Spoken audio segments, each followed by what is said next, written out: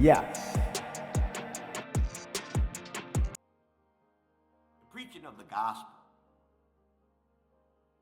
The preaching of the gospel. Is there anything else in this world that would be remotely as important as that job? This is sermon number 1000 on the ministry road. That's 1,000 hours of taking something that I say the world has put together. It's new technology, Facebook, social media, YouTube. And God told me and you about 3 years ago, well, I'll tell you when, about 3 months before COVID came out, said that church would change and that the world would change. And good Lord God, who am I that you would tell me this? Not that I was the only one you told, but I know you told me that, and I did not understand it. I did not understand it. But 3 months later, God told us to start the Ministry Road online church, and he would call people to listen to the Ministry Road, and here you are. So here we are at sermon number 1000. The world did change, church did change, and pastors had asked me, how did God speak to you and bypass us? Now, I'm not dissing on them, but it happened, and here we are. And I put the road behind us, a ministry road. And I want to speak to you tonight on this subject. I'm going to remind you and tell you the story of the ministry road again later on in the sermon. The preaching of the gospel. That's my message tonight. The preaching of the gospel. You know, looking back on my ministry, I never was anything beyond just an ordinary man, just to be quite honest and straightforward with you. I've never been anything more than just ordinary. Never was. Hello, Miss Charlene. If I see you guys jumping on and I notice it, I'll call you out, okay, and say hi. I don't always do it when I'm preaching, but hello, Miss Charlene. My ministry, I've never just been an astounding speaker, still am not, and I know that. I never was able to assemble great religious crowds together in my church, but I was always able to change lives outside of the sanctuary. That's always been my ministry. The pulpit was always a secondary way when people would come in to listen to my sermons. That was a minimal way that I reached my world. I reached it in prisons and detention homes. I reached out to people in rest homes. And on occasions I had gone to the Bronx and did some speaking there. So I've always taken the ministry to the streets because that's where I found out that unsaved people hung out. People that needed God hung out on the streets. So that's what I always have done. And that's what this ministry road has done. I don't know if I haven't commanded big crowds. Just to be, just to let you know this, where we at. I haven't ever commanded great crowds. And I don't know if I do not speak too well. Just a bit. So what, okay? Just to be humble, I don't know if I don't speak too well or what I speak is not taken too well. And I think you understand what I'm saying in the enlightenment of the gospel. There are two different scenarios regarding the preaching of God's message to mankind that I think. There are messages that preachers wanted to preach and the people didn't want to hear it. I get that a lot, okay? I get that a lot. And there are messages that the preacher did not want to preach, but the people needed to hear. One instance would be when they said that Jesus he performed miracles. And they said that his works and his words were of the devil. And the other instance was when Jonah was ordered to go and preach to Nineveh. As a preacher that did not want to preach, he hated the people. Nineveh was a horrible, horrible, sin-infested land. He wanted nothing to do with Nineveh.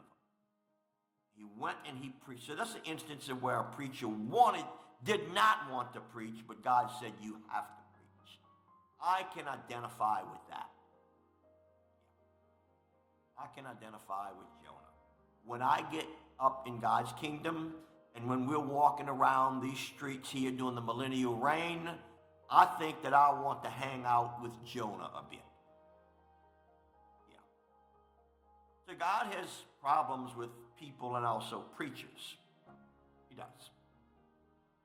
I think two things come into play when it comes to preaching. There's two things, thinking about this very, very hard.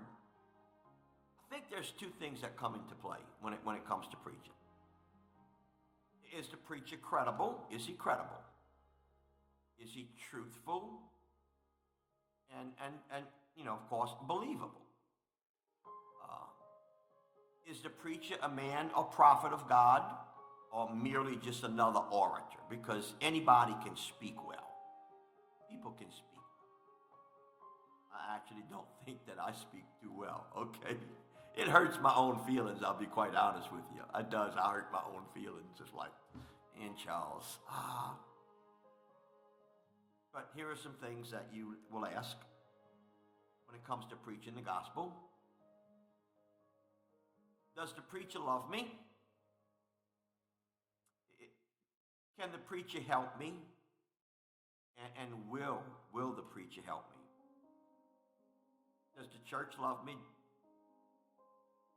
Can the church help me? And, will the church help? All these three questions, if you want to ask them to me, is an astounding yes.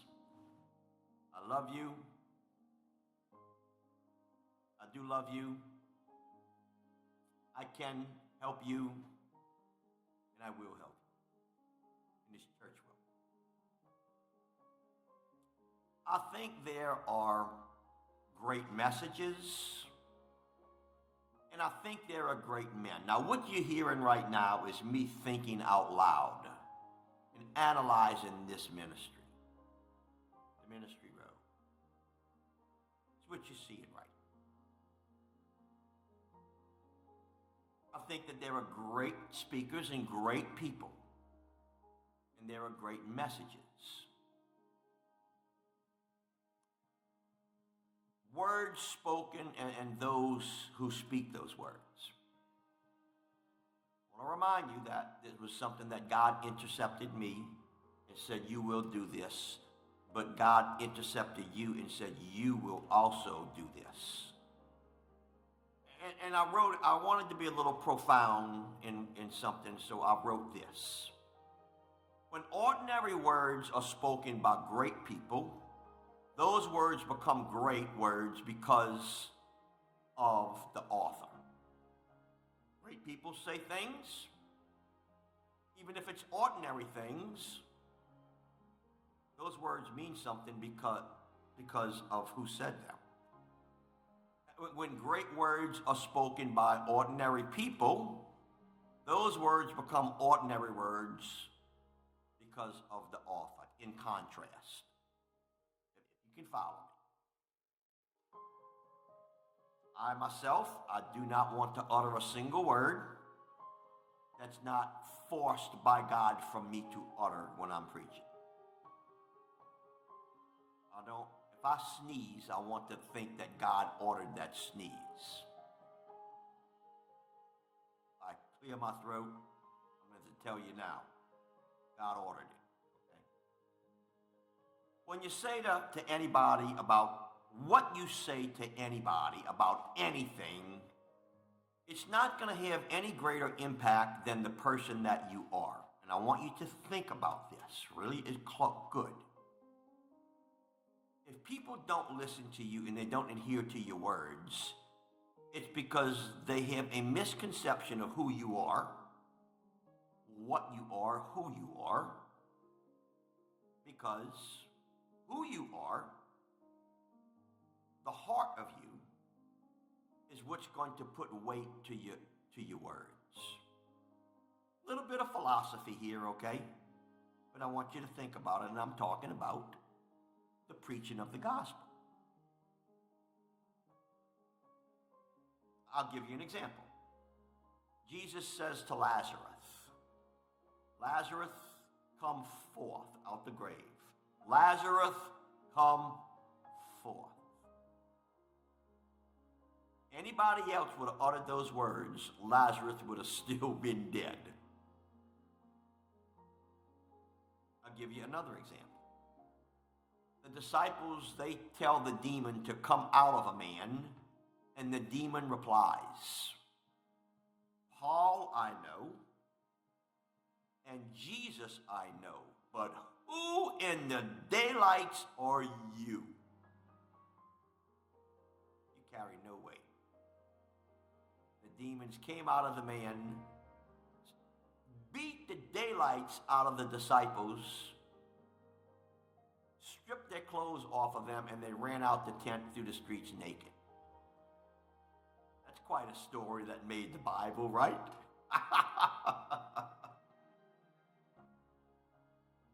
What you speak will carry no more words, no more weight, and no more authority than who you are. And I think that's pretty profound. The preaching of the gospel. You know, anybody else can tell your kids to do something, and they kind of should listen if it's an adult, but mom and dad, you got the right to tell them where to go, what to do, and how to do it because of who you are. So when I think about the ministry road,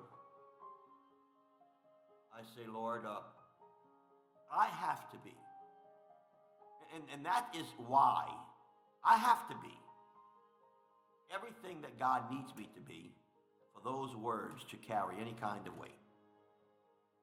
It's a must. I mean, I don't want to get beaten up by some demon that I'm trying to, get out of somebody, and the demon says, I don't know who you think you are, but you don't carry any weight. You haven't prayed, you haven't fasted, who are you? Who are you? Because of their lack of spiritual status from prayer and fasting, they were just ordinary men uttering extraordinary words which rendered them useless.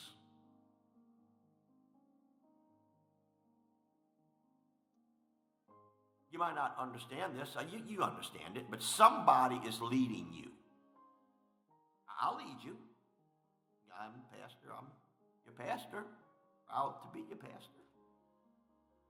But someone always, I don't care who you are, somebody is leading you, and you are looking towards somebody, and you are patterning your life, your ways, your mannerisms, according to that mentor, that leader.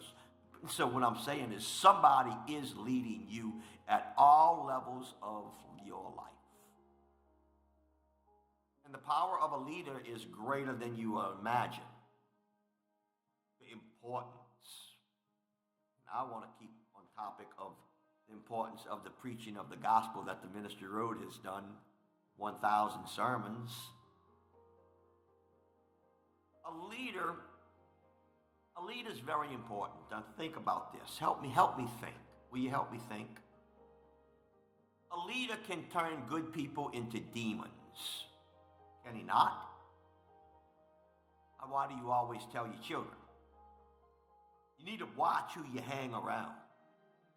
But a leader can turn good people into demons. And a leader can also turn bad people into saints. Which is what he did with all of us. Thank you, Jesus. Thank you, Lord. Which is what he did and what he is doing.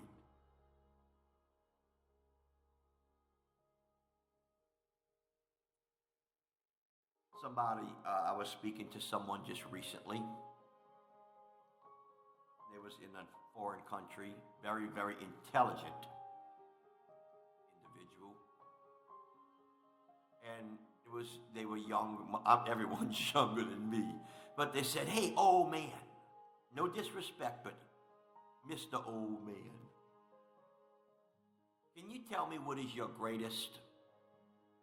the greatest thing about your life that you have done? Maybe if it's credible, maybe I can realize that now. Because I don't want to get at the end of my life and have taken the wrong path. What is it that's been the greatest thing that you have done? And I answered real quickly. I said, I can tell you right now what I can hang my hat on. And then that is my ability to help people grow in their faith of the gospel of Jesus Christ. He says, well, will you say that again? My greatest attribute to my life is my ability that I have used, and more so recently, to build people's faith in their God, the God of Christ. I've been able to do that. I do that well. And that is my greatest attribute, my greatest ability, the greatest thing I have been able to do. What do you think about that? And they said, wow. Well, very credible, because I'm going to tell you why I X'd that. Trying to find out who you are. Because I've asked this question to people before, and I've gotten answers like, I have built a great business. I have money in the bank. I've done things correctly. And every other answer has always been, my greatest asset was what I'd done for myself. But you are saying that your greatest aspect, the thing that you would put on your grave tomb, your headstone, is, well, like I say, 'tis one life will soon be past. Only what's done for Christ will last. They'll spend your money, it'll be gone. But what you have imparted to young people and those coming up, that you are their mentor, you their father, you their uncle, you whoever you may be in their life, you're their friend, you're their pastor, you will give them something in their heart that is more valuable than silver and gold. So what I would say is that's a tremendous attribute and a great answer, because you seem to think that your greatest ability in this life is your ability not to help yourself, but your ability to help others. And I said, you know what? I'll take that. I'll take that out. A leader can turn good people bad. The right leader can turn bad people good. And that's what you're called to do. And that's what the ministry road has been called to do. A leader, a life coach, it's the highest demand at all levels of life on a secular or spiritual platform. Football coaches. Every football team is looking, they got to get the right coach. That leader will either make that team or break that team.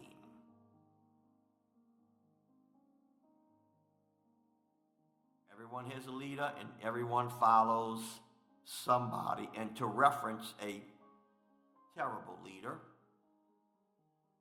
I would have to reference the worst of the worst. Not really the worst of the worst, because there has been worse than him. But you could identify with Adolf Hitler. A man that could take good people and make demons out of them in just a few months. A father kisses his child on the head and swings her on the swing, and he hugs his beautiful wife. And 4 months later, Hitler has him shooting other people's children and becoming a monster. A leader can take you in your life. You either influence people for good or for bad. The preaching of the gospel is a necessity to keep a culture intact. Preaching of the gospel is a necessity to keep crime off our streets. The preaching of the gospel is a necessity to keep our kids safe in school.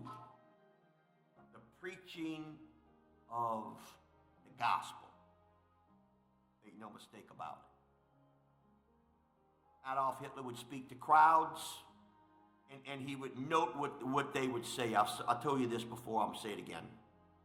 He would give a rant, and then the people would clap and roar and say, "Hi Hitler, hi Hitler," and he would note what he said.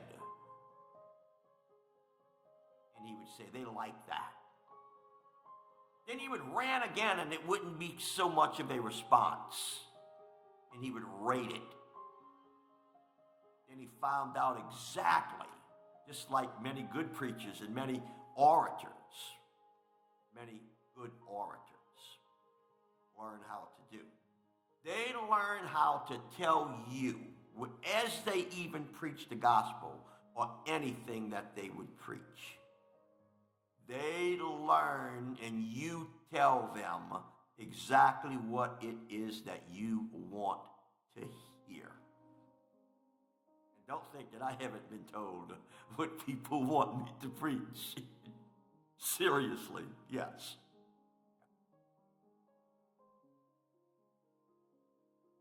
That's what Hitler would do. Hitler's greatest tool was telling people what they wanted to hear. The gospel of Jesus Christ is not telling people what they want to hear. It's telling people what God wants them to hear. They gave Hitler power and control, and he enslaved their freedom from that point forward. I'm going to read to you out of 1 Timothy chapter 3, verse 1 through 7. The quality of a preacher. I'm a preacher. I want to be a good preacher. I want to make a difference. The quality of a preacher. In 1 Timothy chapter 3, verse 1 through 7. Then I'm going to read in James chapter 3, verse 1. 1 Timothy 3, James 3. I like chapters 3 and everything. I go to chapter 3 and I say, I wonder what's in this chapter 3. Anyway, 1 Timothy chapter 3, 1 through 7, and James chapter 3, verse 1. I'm going to read this. The quality of a preacher. It says, this saying is trustworthy. If anyone aspires to the office of overseer, he desires a noble task. Therefore, an overseer must be above reproach, the husband of one wife, sober-minded, self-controlled, respectable, hospitable, and able to teach. You want to be a preacher, you need to do that. And in James chapter 3, verse 1, James 3, 1. Give me a second to turn it.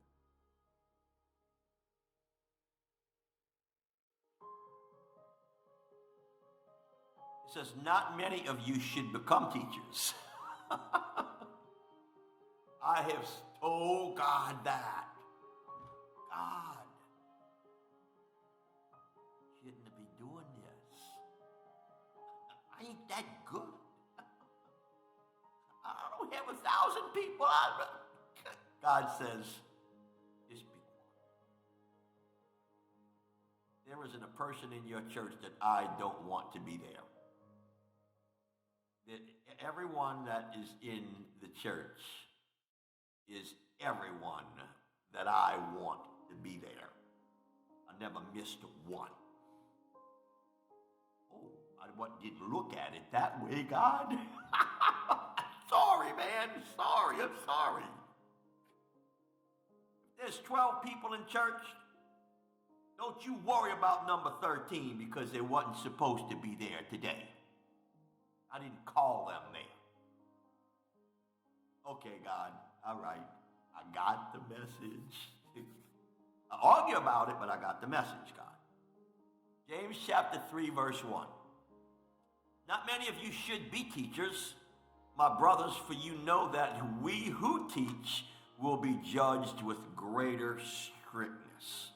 I will be punished more than you if I ever, God forbid, ever not make the kingdom of God. Or when I get to the beam of judgment, I will be judged more harshly. I will then because of my position. That's why he said, not all of you may want to be. Okay. So, what is preaching all about? It's more than a nice outline and proper grammar. It's about life and death. It's about heaven and hell. It's a dangerous thing, really. Preaching obligates the preacher and the listener as well to accept or turn something down. When people come across the ministry road, I'm like, oh, you messed up, you keep strolling. It's between you and God. You did not happen chance on the gospel of Jesus Christ. Most people are drawn to my preaching, and some people criticize it. They do. It hurts my feelings. I'm serious. I get all upset. They hear the same sermon, but they take it to be the word of God out of the mouth of a respected and well-earned pastor's honor. You all do that. I know that you guys make me feel so good. Because you see me as the man of God that I have not proven to be otherwise. Okay? Others have heard the same sermon, seen me as just an individual that's just up saying something to be saying it. Seriously, some people just like, yeah, right, yada, yada, yada. Whitfield proclaimed, if you do not cry for your own soul, then I will cry for you. Because your soul is just that important. And I'm glad you realize it. Our ministry road, my people, our ministry road. For those of you that have not heard the story of the ministry road, and those of you that have, just kind of bear with me for a moment, will you? Let me tell you guys the story of this ministry road and how this happened. I pastored a church, I guess about 1986. I had been preaching ever since I was a teenager in high school. And I got a red Bible because it got people's attention. It was red. Yeah. But I preached and had a nice, beautiful church. That church is still standing in Avondale. A great church, by the way. Tremendous church. That church is doing great. Great. Filled to capacity all the time. And I got out of the ministry after some years, walked away from the ministry and said that I will not ever preach again. I didn't think that I was making a difference, and I got disgruntled, and I was immature, and I walked away from the ministry, and I moved to Birmingham, Alabama, and decided that I would live my life not in the eyes and in the shadow of those that I preached funerals with and married their children, officiated marriage. I didn't want to be disrespectful to anybody. I never walked into a ballroom or a club until I was 35 years old. In my 30s, 35 years old. I wanted to experience the side of life that I preached against for all them years. Because I was mad at the church people. I felt like they just was hypocrites. I'm sorry I did that. And I, for the last 40 years, spent my life in smoky ballrooms playing pool. I met Debbie. I moved back to New Orleans. after 6 years in Birmingham. And then me and Debbie got together. We got married. We've been married now 26 years. If I got that wrong, I'm in trouble. And she waited 23 years, I guess, for me to finally have that dream that I had so vividly, where God said, no more playing around, Pastor C. I've got something happening to mankind that I'm going to tell you about.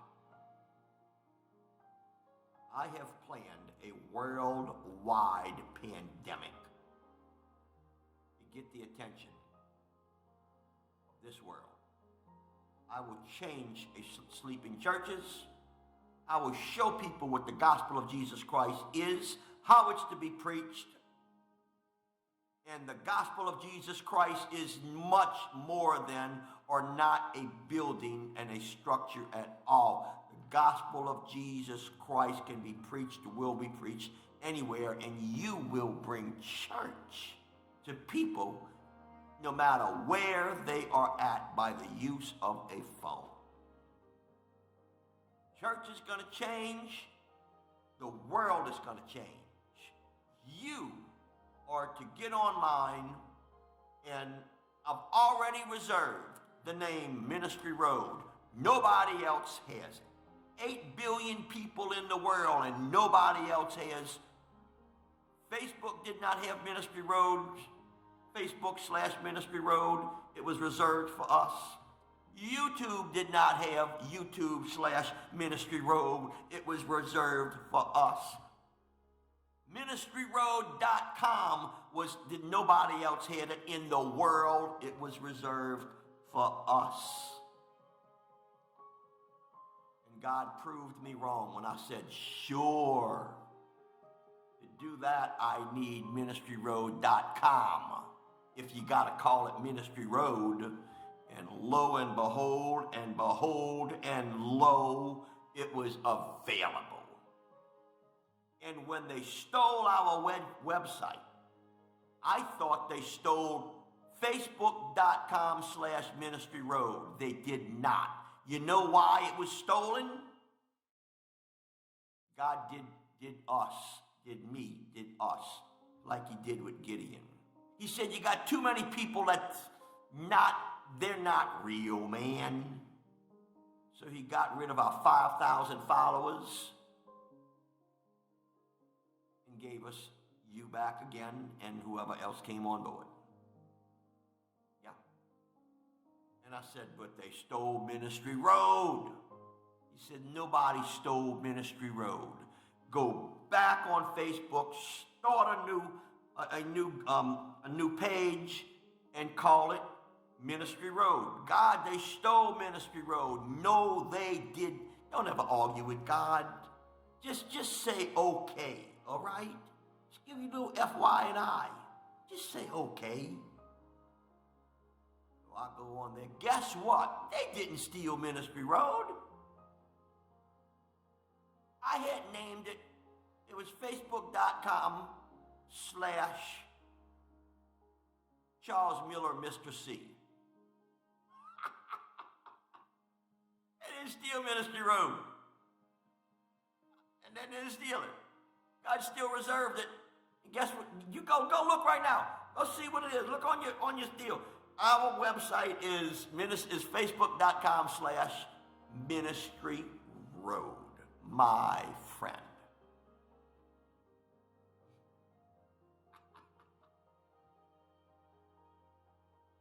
You think God's not in this, huh? You think God's not in this? God's amusing. So anyway, we started the Ministry Road. And we had to incorporate. We had to make it a real. And I don't know if she wants me to say this or not. I have no idea, but Wendy helped us do that. Wendy helped us do that. And she says, here, let's go get it done now. Come on, let's go. And me, Wendy, and Debbie, we went and we incorporated the ministry road and got everything set up, and here we are. 3 years later, 1,000 messages. We are almost right now at 1,000 subscribers. We are 150 short to become for our YouTube to become a lot more effective.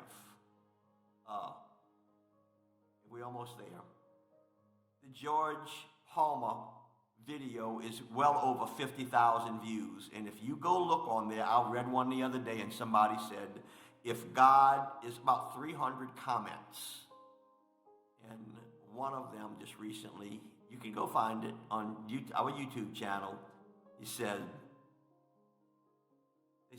if God can change this man's hateful heart, he can change mine, and I no longer need the bottle, the alcohol, to deal with my hatred and my bitterness. I think I'm going to try God. I told George Palmer that, and he cried. Yeah. I said, hey, George, you reading the comments? Oh, brother. 50,000, and our YouTube channel has well over 60,000 views. It's a lot of people. We almost got as many people as that attends a Saints game now that has heard the ministry road and the sermons. Isn't that wonderful? This little ministry right here did that with only a few $100s, and I mean a few $100 a month of income. We got to change that, okay? Please, let's change that, okay? Please give, all right? But we have done that with a shoestring budget. And I got news for you.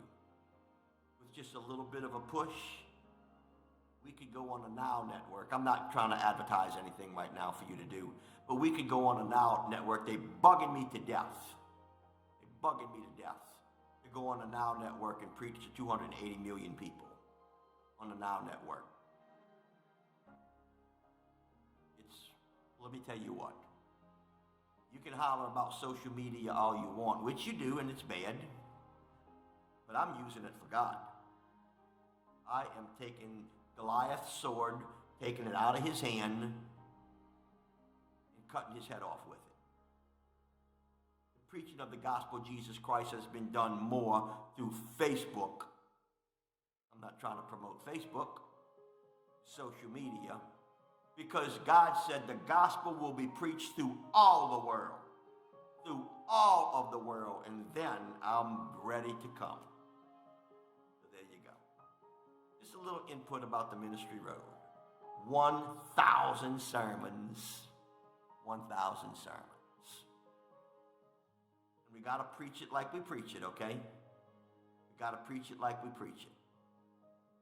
If I am afraid, any man, any woman, anybody that is afraid to preach the truth, if they're afraid of the consequences of the truth, they will never preach the truth.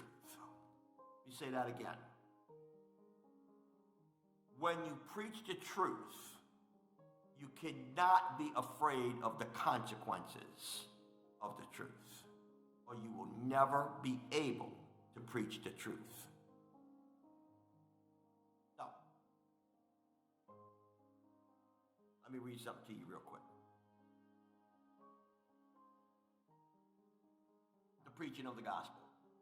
The preaching of the gospel. Let me remind you, please, this Sunday, be there, will you? Let's have a full church. All right. And there's a story story in the Bible about Samuel. And oh my goodness, I didn't write the reference down. That's in 1 Kings. I am fairly sure that's in 1 Kings. If I'm wrong, I'm sorry.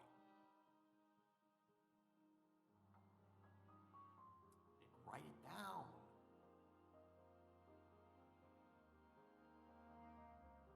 Might be 1 Kings chapter 8. You're not going to be able to find it probably, but I'm going to read. It says, when Samuel became old, he made his sons judges over Israel.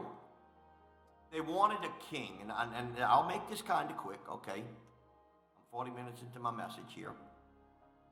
They wanted a king, and I'm talking about preaching the gospel. They wanted a king. And like I told you, a good man can turn bad people into saints, and a bad man can turn good people into demons. I want to write that down somewhere and take note of that. When Samuel became old, he made his sons judges over Israel. Named his firstborn Joel, and his second one was Abijah. His sons didn't walk in God's ways, but they all got turned aside because of money.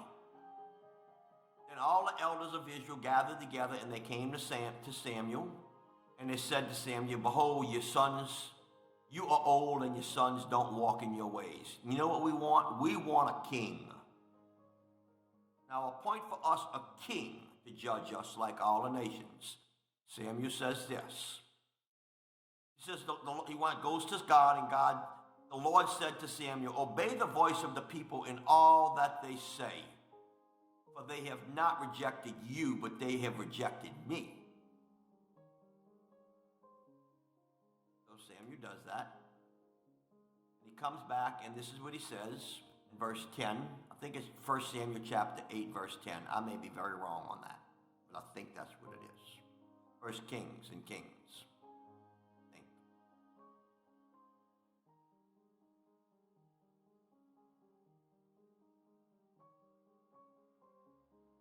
Yeah, I thought I had a reference of it, but I didn't. I didn't write them. Okay. Sorry. It says he'll take your daughters. This king's going to take your daughters to be perfumers and cooks and bakers.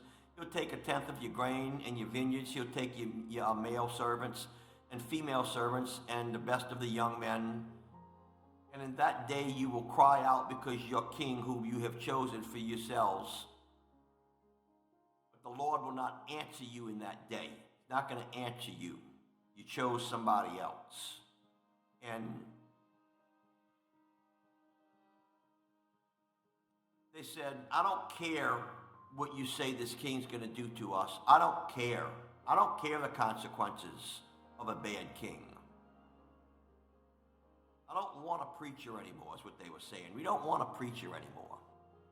We want a leader."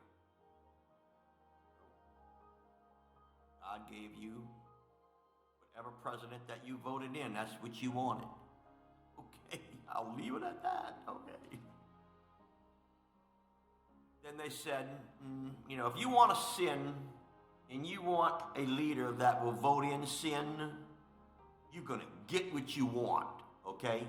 You're going to get what you want. See, but I'm telling you right now, your economy is going to take a dive. Your gas prices are going to be high. I'm getting political, ain't I? This is what we want, man.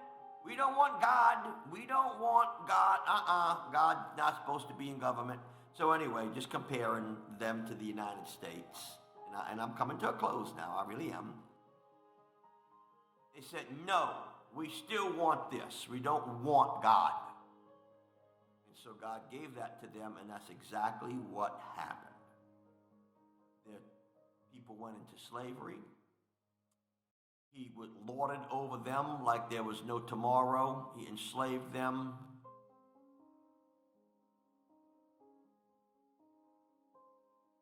And that's what happened. There were times when God had to make an unwilling man. God had to take an unwilling preacher and send him someplace to preach whether he liked it or not. And can I tell you what? That was always the biggest result. And I'm talking about Jonah and Nineveh. The entire city of Nineveh turned to God. Jonah was so mad. He went outside the city, camped outside the city, and waited 40 days because he wanted to see God hail fire and brimstone over Nineveh so he could laugh about it.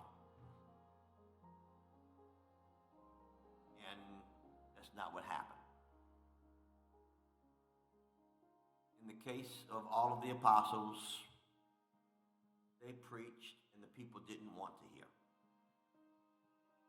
I am thankful and I am pleased that at least that our nation knelt on a football field a few weeks ago and they prayed to God, the God of Christ. These football players whose grandma taught them right prayed to the God of Christ. And I say it that way because that's how I need to say it. The God of Christianity, the God of Christ. Just saying in God we trust don't mean diddly nothing squat. You put Jesus Christ on that because Jesus makes the difference and he's the way you get to God. Say Jesus. And I hear you say it, Jesus. My daddy used to say, sweet Jesus. Yeah. All right, my friends. Hey, listen. This is our 1000th sermon. And I wanted God to just give me something so profound that it would just be something else. But he didn't do that. He just didn't do it. I wanted to talk to you. I wanted to reminisce a little bit about what we have done. We have touched many, many people. And there are some of you that when I sit around at the marriage supper of the Lamb and we're sitting there is some of you that I will look across the table and I'll say, hey, are you here strictly? Would you have been here would it not been for the ministry road? And some of you will say, no. And I am going to smile from ear to ear. And then bite out of another big piece of lamb chop. It's going to be the marriage supper. It's going to be a big reception. Yeah, we're going to be eating. Yeah, that's what I'm going to do. There's some of you that's going to say, I'm here only because of the ministry road. And I'm here because somebody in the ministry road invited me into this. That's why I'm here. I am not in hell today. If God told me, and there'll be some of you that instead of being, and I'm going to be a little funny here, okay? But some of you, instead of ruling over a small little town, because we'll be rulers. We will be the brass, okay? You may, because of the ministry road, increasing your faith and helping with your faith in your work for God. God will say, no, I got bigger things that you need to do because of your work and your call. And in maybe this case, the ministry road. That's, your church and your ministry. No. I need you to take care of New York. Okay? So anyway, much has happened. Thousands of people have been touched by this ministry. It has done more for me than I could have ever done with if I had let's just say, if I had a 500-member church, a few hundred-member church, a 500-member church, I'm telling you right now that my sermons on Sunday morning in that physical church would not have affected the amount of people that Ministry Road has affected with 1,000 sermons and all that we've been able to do. Would not even come close. Would not even come close, I'm telling you. You know why? Because this wasn't my idea. It wasn't your idea. This was God's idea. And God don't get things wrong. So anyway, I love y'all. We're going to do great things this year. We're going to do great things this year. And we already have done great things. We have enough people in the church, in this church, the Ministry Road Church, that I am as proud as anything to get us to heaven. And okay, on one final thing before I stop the sermon. If God told me when I was 17 years old, actually I started preaching when I was about 14 actually. God would have told me, I want you to preach, preach, preach, preach. And I want you to preach a sermon every morning, every day, every morning, every day, every morning, every day. And at the end of it, it's going to be like Jeremiah. Jeremiah never got one convert in 40 years, except for one big one. God saved King Nebuchadnezzar. He gave his heart to God. Nobody listened to Jeremiah except one person. And that was the one that caused him and Israel all of the suffering and damage. God saved the big boy. Yeah, the leader of the pack.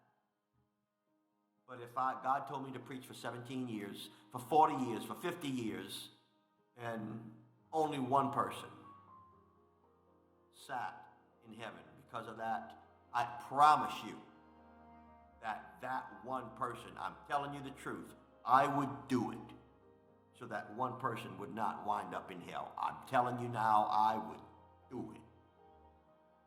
I would do it. I would. So anyway, love y'all. You know how much I love you. Thank you. I'm going to go ahead and end the recording. Thank you for accepting your call to this great ministry. To this great ministry. It doesn't, and I'll say that stuff later, but thank you. Tell Jesus that you love him. Make a friend today, and you will have a great day. The preaching of the gospel 1,000 times on social media. God bless you. And thank you.